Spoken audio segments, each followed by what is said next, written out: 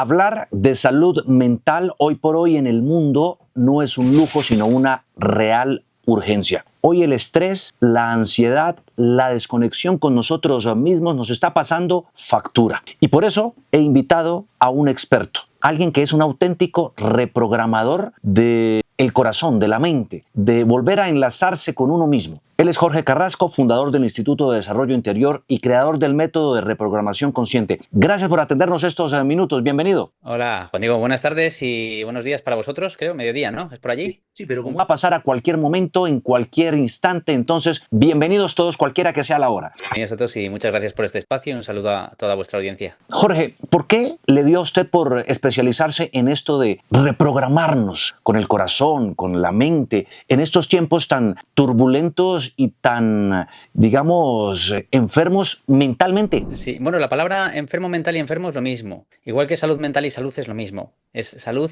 o enfermedad. Proceden de la misma parte. Si la mente, hay un dicho que es oriental, chino, que dice, si la mente bien, todo bien. Si la mente mal, todo mal. Al fin y al cabo, todo se mueve desde ahí. Mi forma fue al final un llamado. Yo creo que como todo el mundo muchas veces, y sobre todo a día de hoy, tenemos un hambre de poder descubrir cuál realmente es la solución que podemos tener, que tenemos, digamos, a recursos que no han servido. Queremos buscar siempre la paz fuera de nosotros y nunca encontramos nada. Siempre, aunque conquistemos el éxito, una cima, una relación, una casa, una hipoteca, una boda, nunca encontramos al final, a través de eso que buscamos fuera, esa parte de paz, de plenitud, de descanso, que curiosamente todo ser humano busca. Por lo tanto, de algún modo, si lo buscamos todos, es que tenemos que, de algún modo, haberlo olvidado. Jorge, ¿qué significa en una frase reprogramar la mente conscientemente? Pues déjame que empiece con una frase de Carl Gustav Jung, que dice, hasta que tú no hagas consciente lo inconsciente, tu subconsciente, entendamos que está la mente consciente, la mente inconsciente, es decir, de lo que no somos conscientes, y en esa mente inconsciente está el subconsciente y el supraconsciente, el ego, el espíritu,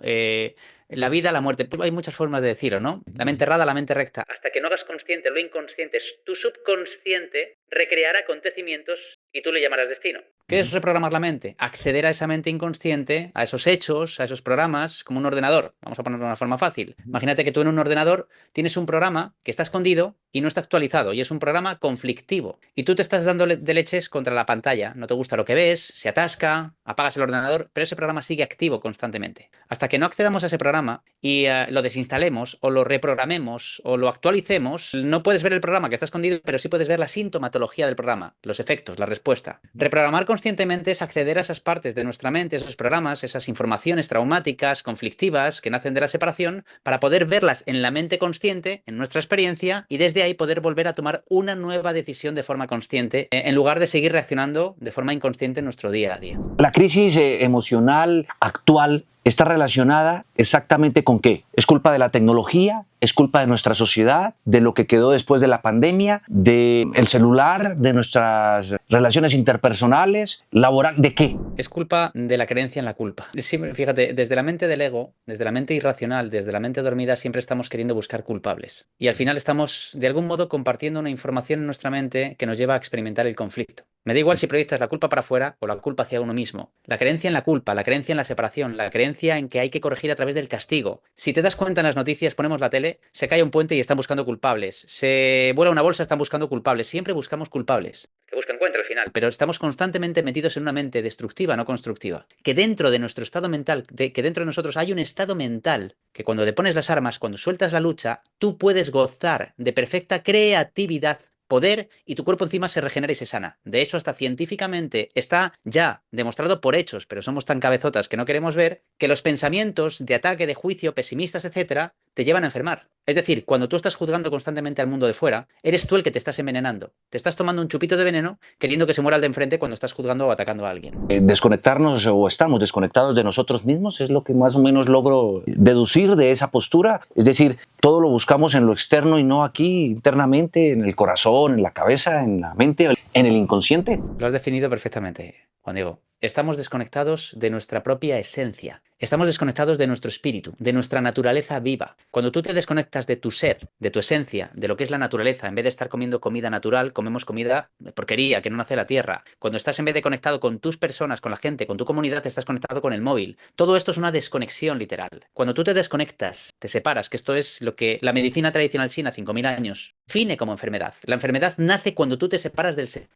Hay otras obras que dicen la enfermedad es la creencia en la separación. Cuando te separas hay una experiencia de dolor. ¿Qué hacemos los seres humanos? Como hay una experiencia de dolor, ahora queremos compensar ese dolor en la búsqueda del placer. Estamos en la sociedad del placer, no de la felicidad. Estamos constantemente evitando dolor y obteniendo placer, pero no nos damos cuenta que en esa búsqueda de placer estamos reafirmando constantemente el dolor. Del dolor tú no puedes huir. ¿En qué se diferencia un poco este método a la psicología tradicional, al coaching, a estos métodos que pues, también han estado en boga y han procurado ayudar al otro? Pues mira, aquí llevamos a un punto de máxima responsabilidad. Lo primero que para mí todas las psicologías de algún modo tienen algo constructivo, pero también hay que saber cuáles son los techos de cada corriente, porque hay muchos modelos de psicología. Está la cognitivo-conductual, está la sistémica, la humanista, hay muchos modelos distintos. Y cada uno, todos nacen con la idea de querer ayudar. Por ejemplo, la cognitivo-conductual de algún modo estudia mucho el comportamiento y quieren llevar a cabo la corrección del comportamiento. Voy a hacer un ejemplo más burdo, pero imagínate que hay una persona que se está portando mal y lo que hacemos es a través de ese comportamiento intentar dar ciertas pautas para que pueda de algún modo comportarse mejor y que se adapte a nuestra sociedad. Entiendo. De algún modo, la percepción que tú tienes acerca de lo que estás viendo es lo que te hace daño. Si no, todo el mundo sufriría ante el mismo escenario. Pero esto no es así. Cada uno percibe una cosa y no nos damos cuenta, y esto es un hecho, que de algún modo no estás en contra de lo que te pasa, no luchas contra lo que te pasa, estás en lucha contra la interpretación que tienes acerca de lo que estás viendo. Esa es la interpretación que tienes que empezar a corregir.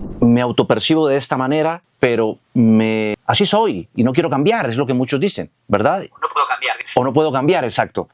Soy así y ya. Es como tal vez la válvula de escape a ese inmenso problema que tenemos ahí y que está muchas veces soportado en heridas invisibles que tenemos y que nos hemos autoflagelado por una u otra razón o la vida misma nos ha arrinconado de esa manera y como mecanismo de defensa pues lo usamos para defendernos, para protegernos, para no ser más vulnerados o violentados o simplemente para no arriesgarnos por el miedo. ¿Cómo hacemos para romper esos lazos? Lo primero es reconociendo todos esos mecanismos, pero fíjate que muchas veces pensamos, a día de hoy, ¿sabes cuál es una de las grandes penas o enfermedades que no nos permiten avanzar como sociedad? ¿Cuál? La victimización. Muchas personas, y no se niega que niños o personas en su infancia hayan sufrido de algún modo algún maltrato, un abuso, una ausencia paterna, una ausencia materna, una muerte de un padre. Cualquier circunstancia conlleva la semilla de la angustia y del dolor. Pero el problema que tenemos los seres humanos, porque los animales de la sabana africana también viven con amenazas de leones, pero no se quedan en el estado de congelación. Cuando te quedas en un estado de congelación, el ataque o la huida y el bloqueo, cuando te quedas en un estado de bloqueo, de congelación mental, es ahí donde se produce el trauma. Cuando nosotros nos acogemos constantemente a nuestro pasado, decimos, es que mi pasado me hizo así. Tu pasado fue subjetivo. Esto lo dice un doctor Gabor Maté. El trauma no nace del hecho que tú viviste, nace de la interpretación, de la respuesta mental, perceptual, desde ese nivel de conciencia que tenías en ese momento, acerca del hecho vivido. Es la teoría de la relatividad, la posición del observador que es los sesgos culturales, familiares, la percepción de uno mismo, las emociones en ese momento. Esa es la posición del observador. Afecta al fenómeno observable y por lo tanto el resultado de la observación. Si nos damos cuenta de esto, Juan Diego, el problema del trauma no está en una fecha concreta, en un lugar y con ciertas personas. Gracias a Dios, porque si no tendrías que ser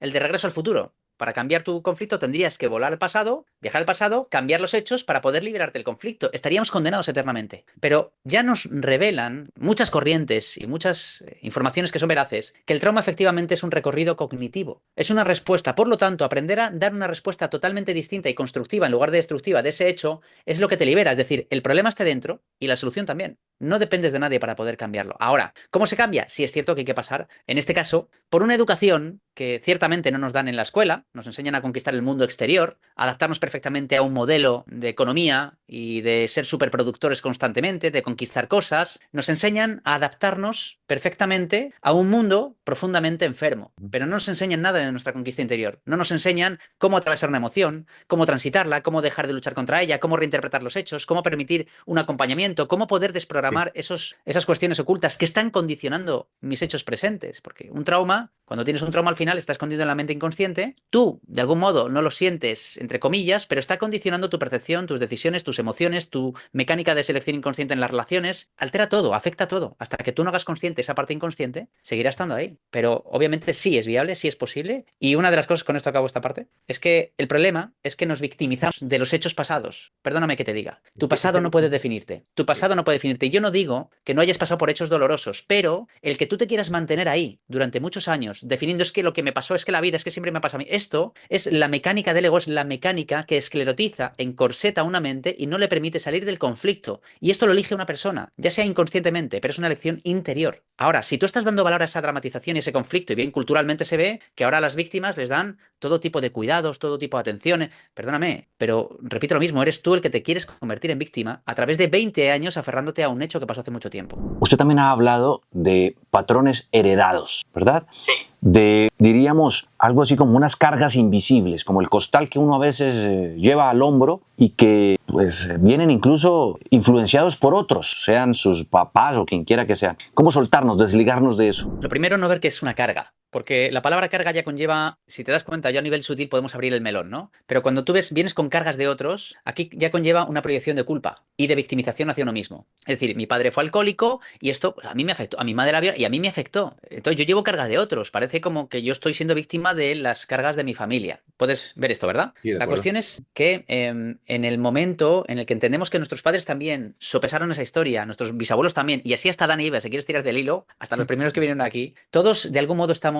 bajo el mismo escenario. Todos estamos jugando la misma partida. Y esto es un juego de todos. Es decir, un ejemplo claro efectivamente es que se ve que el sistema que tenemos, el sistema de unidad, nos da la oportunidad para poder nosotros ser conscientes de los conflictos no resueltos anteriormente para poder ser parte de la solución y no seguir siendo parte del problema. Es como oportunidades que nos da la vida para que en ese escenario de dolor podamos transformarnos y elevar nuestro estado de conciencia, que podamos salir de ese conflicto y liberar no solamente a uno mismo, sino a los anteriores y a los que vendrán. Pero efectivamente hay una carga genética y epigenética que también depende mucho de la voluntad interior de cada uno, porque si no, dos hermanos gemelos en la misma casa vivirían desde la misma personalidad, y no es así. Mismo genoma humano, cada uno percibe lo que le da la gana. Cada uno se convierte en polaridades y en personalidades opuestas. Hay una pulsión dentro, una decisión constante. Pero sí es bien sabido que por mera supervivencia, nosotros, de algún modo, sí llevamos información de nuestros antecesores con el fin de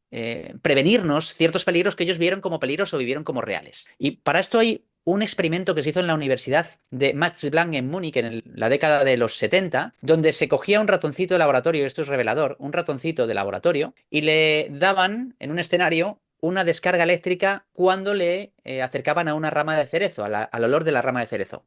Obviamente, cuando se repite esta secuencia durante varias veces, cuando le quitan la descarga eléctrica y le aproximan a la rama de cerezo sin descarga eléctrica, ¿qué creemos que le pasa al ratón de laboratorio? Pues que al final, simplemente con la proximidad de esa rama de cerezo, le está diciendo a la mente que le está recordando un elemento traumático, le recuerda algo y vuelve a experimentar la misma sintomatología de estrés. Es decir, el sistema nervioso se pone en alerta constante ante esa rama de cerezo. Entonces, eso es el estrés postraumático. Ahora no hay descarga eléctrica, pero tú estás alterado constantemente ante una rama de cerezo que es una experiencia maravillosa. ¿Qué pasa? Que este ratón de laboratorio tiene un hijo. Y este ratón de laboratorio, el sujeto B, pongamos, se le aproxima a una rama de cerezo sin descarga eléctrica y genera o experimenta la misma alteración. Podríamos decir que es una carga. También podemos decir, a lo mejor, desde otra perspectiva, que la experiencia traumática de un padre o de una madre le ha pasado información para que esté alerta ante un peligro que no está resuelto. Eso es el mero hecho de la supervivencia. El sujeto C, el nieto, también experimentaba el mismo conflicto. Cargamos con una información de una forma, esto es revelador, porque nos estamos dando cuenta que efectivamente ahora quitas rama de cerezo,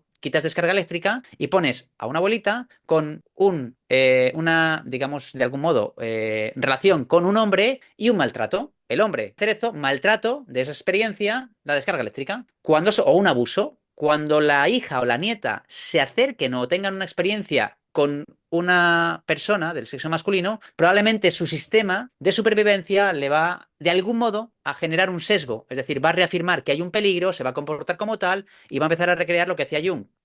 un escenario a través del cual ella llamará destino de siempre me tocan los malos, pero de algún modo estamos también nosotros proyectando un montón de información inconsciente de eres malo, eres peligroso y yo no estoy a gusto contigo. Esto es a un nivel inconsciente, repito. Claro. Pero si nos damos cuenta de esa linealidad donde los mamíferos actuamos, que es una naturaleza viva, si conocemos nuestra naturaleza viva, podemos ser seres conscientes y ganar ventaja a todo esto. Porque dejaremos de culpar a todo el mundo por lo que yo siento y empezar a hacerme más responsable de mis emociones para poder transmutarlas o transformarlas en el único lugar donde se pueden transmutar o transformar, que es en uno mismo. Recientemente estuvo usted en Colombia. Y habla de cierto potencial emocional que tenemos aquí en la sociedad colombiana para encarar nuestras realidades, nuestros mundos, nuestros desafíos, nuestros problemas. Este país dolorosamente ha estado marcado por el conflicto, la guerra, la sangre, pero ¿cómo podemos sanarnos? ¿Cómo podemos entendernos? ¿Cómo podemos también participar de ese proceso de curación físico, mental que usted pregona? Con ganas y con voluntad. Es que no hay más formas. La pregunta es si queremos cambiar como seres humanos o no. Pero ¿cómo? Cuando decimos un cómo la paz mental es claramente una cuestión externa o interna. No, de acuerdo, pero digamos que aquí hay unos matices bastante... Juan Diego, perdóname. ¿Por qué Colombia piensas que vive un conflicto mayor que otros países? Bueno, ¿Por qué Colombia- Uganda? Por ejemplo, si te pongo Uganda, ¿quién vive mayores conflictos? ¿En África o en Colombia? ¿En Cuba? ¿En Venezuela? O sea, en Irak? Todos los seres humanos vivimos un escenario que esto no es nuevo, esto viene de eones. Es decir, somos distintas personas en distintos lugares viviendo la misma historia de conflicto una y otra vez en distintas formas. Pero lo primero que no tenemos que diferenciar. Es decir, si realmente queremos comprender que todo lo que yo estoy viendo, todo mi mundo externo, es decir, el escenario del mundo, es un escenario conflictivo. Pero el escenario del mundo no habla del mundo, habla de nuestra forma de ver el mundo, habla de nuestro estado de conciencia, de forma colectiva y de forma individual. Entonces, si queremos cambiar el mundo es una proyección de nuestro estado interior. El mundo que ves es el fiel reflejo de una condición interior. Si te dieses cuenta de que el mundo que ves es la representación de tus propias ideas y pensamientos, estaríamos dándonos cuenta que para cambiar el mundo tengo que cambiar la forma en la que percibo el mundo. Un truco, un consejo, un método, ya pues nos has dado luces sobre el ejercicio de la gratitud y lo que eso puede implicar en tratar de, digamos, volverme a conectar conmigo mismo. Pero, ¿cuál puede ser, aparte de eso, otro ejercicio que permita ir encontrando o reencontrando el propósito de vida? A ver, para mí, más que un truco, lo he dicho antes, Juan Diego, vamos a entrar un poco en la raíz. ¿Tú piensas que en las escuelas nos han enseñado, da igual que sea España, Colombia, Estados Unidos, Venezuela, Rusia, Francia, piensas que nos han enseñado realmente a comprender cómo funciona esta maquinaria? ¿Nos han enseñado algo del universo interior? ¿Te han enseñado algo de las emociones a ti? ¿Te han enseñado a transitarlas? ¿Te han enseñado a comprender cómo la influencia de tu abuela o la vida de tu abuela te puede afectar en tus resultados presentes? Hay estudios de Harvard que lo dicen, ¿eh? Y de la Universidad de Hopkins. Si no nos han enseñado nada de esto, es decir, ¿cuál es la solución a esto? Adquirir una educación realmente que nos dote de un marco de referencia, pasar por un proceso, una aplicación y desde ahí aprender a darnos cuenta dónde está el problema, dónde está la solución y aprender a trascender eso. Tener esta información, una educación real que te lleve a transformar tu mundo interior, cambia tu mundo exterior. Es que es más que plausible. Si cambias tu forma de pensar, cambia tu forma de vivir. Si cambia tu mentalidad, ¿cambiaría tu forma de vivir? Una pregunta que le hago al público. No, de acuerdo. ¿De Eso acuerdo? sí. Entonces, pero estamos queriendo cambiar las cosas ¿dónde? Fuera constantemente sin querer cambiar nuestra mentalidad. No, mi mentalidad está bien. El mundo es el que está mal. Tengo que cambiar a mi pareja, al político. ¿Y tú qué? Cambia tú. Si cambias tú, vas a ver cómo el mundo fuera de cambia. Esto lo decía un doctor Wandayer. Si no te gusta lo que ves, cambia la forma en que ves las cosas y verás que las cosas que ven cambian. Pero ¿qué estamos queriendo hacer fuera de nosotros? Si empezamos a entender esto y empezamos de forma unánime a cambiar individualmente dentro de nosotros, cuando tú cambias de forma honesta, de forma genuina, sin dar la chapa a nadie, sin estar convenciendo a nadie tienes que cambiar, no, cambia tú, quédate en silencio, haz tu transformación, tu proceso. Desde ahí, cuando hagas tu proceso y aparezcan cambios latentes y reales y genuinos, te vas a dar cuenta como inconsciente o indirectamente hay otros que van a decir, oye, yo quiero hacer lo mismo. Te vas a convertir en un agente de cambio, en un líder, algo que vas a poder liderar, pero un líder bien comprendido, en alguien que inspira esperanza y transformación. El mundo tiene que cambiar de forma genuina, pero tenemos que hacernos responsables de forma unitaria. O bien avanzamos como conjunto o bien fracasamos como individuos. Pero para eso el individuo tiene que tener una actividad activa, no pasiva en todo esto. Cada uno tiene que poner de su parte en empezar a cambiar por sí mismo. Y si la gente dice, oh, es que es muy difícil, es que realmente el mundo no va a cambiar, pues hazlo por ti, porque el primero que te vas a beneficiar de todo esto, de vivir en un estado mental más elevado del que estás, eres tú. No solamente a nivel salud, a nivel relaciones, a nivel prosperidad, a nivel de vivir esta experiencia por lo menos en paz y disfrutarla y divertirte. Es que el mundo exterior Realmente, si realmente el mundo exterior fuese el conflicto, todo el mundo, pongo el ejemplo, me dices Colombia, te digo España, pero si realmente el mundo exterior fuese la fuente de tu paz o de tu falta de paz, si yo pusiese una persona que insulta a 1 millón de personas, ¿tú crees que ese millón de personas van a reaccionar de la misma manera? No, ¿verdad? Cada uno reacciona desde su percepción. Entonces, no es el mundo de fuera lo que nos hace actuar así, es la forma en la que percibimos las cosas, que es la percepción que tenemos, lo que tenemos que realmente cambiar. Esa cultura de egoísmo, de competencia, de victimización, esto es el mal del mundo, el ego. Claro, pero hay un tema mental también que, digamos, ya trasciende lo estrictamente humano y lo que está bajo nuestro, digamos, nuestra capacidad de decisión. Siento en su postura algo muy estoico, ¿no? ¿Verdad? Inspirado mucho en eso, tal vez, ¿no? Realmente creo que el único error que tenemos es que hemos olvidado que somos Dios. Cuando recordemos que somos esa fuente, no quiero endiosar al ego, quiero que entendamos que no somos el ego. Si quieres recordarle realmente lo que eres, tu esencia, tienes que estar dispuesto a soltar lo que no eres. Dios no te creó tal como tú piensas que eres. Eso es el juicio que tú te has hecho a ti mismo. Dios te creó perfecto. Eres tú el que te juzgas. El día que nos demos cuenta de que en nuestro corazón, en lo más profundo, debajo de todas las capas de culpa que nos hemos metido, debajo de todo eso, hay un corazón que late desde el puro amor y la inocencia, si descubres eso en ti, te vas a enamorar y vas a embriagarte de ti mismo. Y eso lo vas a contagiar con el mundo, lo vas a compartir. Pero sí hay una verdad oculta que hemos ocultado nosotros debajo de muchas capas de mierda que hemos puesto. Y por descontado que yo te puedo tocar la parte científica, la psicología, pero al final, en última instancia, es el propósito de la vida es recordar lo que somos. Y en esa instancia todos somos la misma esencia. Pero ¿y cómo encontramos individualmente nuestro porqué? La razón por la que estamos aquí, por la que debemos despertarnos, por la que debemos luchar, por la que debemos salir a trabajar, por la que debemos auto mejorarnos, aprender. ¿Cómo? Por el mero hecho, la razón del por qué cambiar es algo muy fácil. ¿Por qué debería cambiar si creo que estoy bien? El creo que estoy bien es estoy mal, lo primero. ¿Por qué debería cambiar? Solo te voy a decir algo, y se lo digo al mundo, ¿eh? Tu forma de pensar, tu mentalidad, tu forma de ver el mundo, ¿ya te ha dado todo lo que te prometió? ¿Ya estás en paz? ¿Estás de algún modo viviendo bien? ¿Estás en equilibrio? Si no te lo ha dado, ¿para qué quieres seguir manteniendo esa forma de pensar? ¿Por qué sigues queriendo de algún modo proteger el autoconcepto que tienes de ti? Si yo le pregunto a la gente, oye, ¿tú crees que tu pasado es la causa de quién eres a día de hoy? ¿Tu pasado de algún modo tiene algo que ver con lo que tú eres? Sí, mi pasado, por mi pasado soy quien soy. No, pero es que tu pasado fue subjetivo, no objetivo. Es decir, fueron respuestas que diste tú desde dentro. Es decir, tu pasado no está basado en hechos, está basado en una subjetividad interior. Por lo tanto, el concepto que tienes de ti está basado en una alucinación, en una mentira. Y desde ahí ves el mundo. Y aquí nos lleva la clave, o al punto que comprender. Si realmente estás viviendo desde un autoconcepto que no es real, que está basado en posibilidades basadas en el conflicto, en ciertas casuísticas, que son aleatorias, porque otra persona en el mismo escenario habría elegido otra cosa. Estás dejando que la causa de tu personalidad sea algo ilusorio. Por lo tanto, lo que estás viviendo o lo que estás viendo no procede de la verdad. Y hay una frase plausible que nos lo dice: solo la verdad te hará libre. ¿Estamos dispuestos a soltar toda la carga del pasado a través de la cual estamos queriendo imponer en nuestro presente constantemente? Estamos queriendo tener razón. En cualquier relación que tenemos, en cualquier circunstancia, nuestra mente está absorbida por pensamientos del pasado y por eso no comprendemos el presente ni comprendemos nada. Cada uno vomita su pasado, interpreta los hechos del presente en una base, desde una referencia del pasado. Cada uno quiere imponer su verdad, pero la presencia, el presente, las circunstancias de ahora, nada tienen que ver con las ideas y los sesgos que vomitamos sobre el presente, que es lo que nos hace daño. ¿Por qué debería cambiar? Pues porque te estás haciendo daño. Somos adictos a la culpa, somos adictos al conflicto. Deme un ejemplo, Jorge, ya para ir cerrando, de cómo usted identificó, más allá del coach, del entrenador, del psicólogo, del experto, de este nuevo filósofo del comportamiento y de la sanación a través de nuestro gran desafío por autoliberarnos de esas culpas, ¿cómo logró superar algo que lo marcó y hoy se siente que esa herida ya sanó? Pues lo primero, eso que me sucedió, que tanto dolió en ese momento pasado, que de algún modo fueron ciertos acontecimientos, no solamente hay uno. De hecho, a diario nos duelen cosas, pero es verdad que hay ciertos aspectos de nuestra vida que nos marcan más, porque son hechos más agitados, ¿no? Pues la muerte de un padre, por ejemplo, cuando era muy jovencito, un alcoholismo de un padre, muchas cosas que pueden estar ahí, pero el ser humano tiene una ventaja competitiva. Cuando vivimos experiencias dolorosas, cuando no podemos más, la mente se rinde a querer tener razón y se abre a una nueva voluntad, a una nueva información. Es decir, paradójicamente, en los momentos de máximo umbral del dolor, de desesperación, ahí se abre la máxima posibilidad de milagro en nuestra mente, la máxima posibilidad de transformación y cambio, porque soltamos las armas, nos rendimos, decimos no puedo más, se acabó. Y desde ahí me abro a otras sinergias, a otras orientaciones. Yo desde una mente muy racional,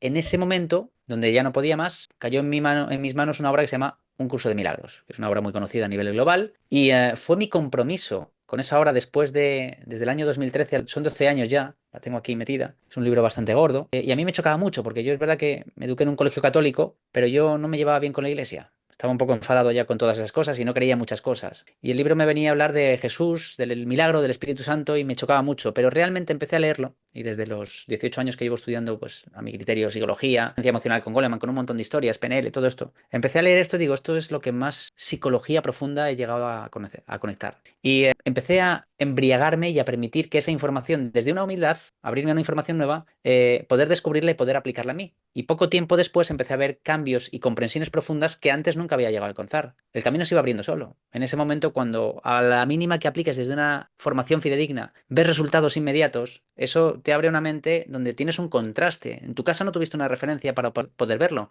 pero cuando tienes una referencia nueva que te va abriendo a un camino distinto, tu mente ya puede empezar a discernir, entre el camino de siempre que te lleva al sufrimiento o un nuevo camino, que hay resistencias en ese camino y te vas a encontrar con ellas, pero te va a ir conduciendo de forma progresiva a un estadio mejor. Entonces, al final fue todo por causalidad, todo fue un movimiento inevitable, por casuística, y no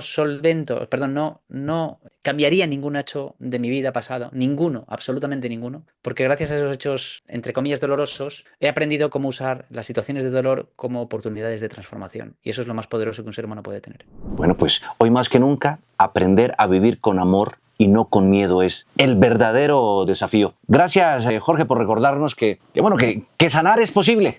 Y más fácil de lo que nos han contado. A ustedes muchísimas gracias por estar ahí súper conectados. Bueno, si quieren, déjenme comentarios sobre estos temas, cuáles son sus heridas invisibles, cómo las enfrentan, cómo realmente tratamos cada vez de automejorarnos y no responsabilizar a otros o al entorno de lo que nos pasa. Muchísimas gracias y, por supuesto, si les gustó este video, háganmelo saber y déjenme todos los comentarios que quieran. Jorge, un abrazo, muchas gracias. Un abrazo a todos, gracias a vosotros. Un placer.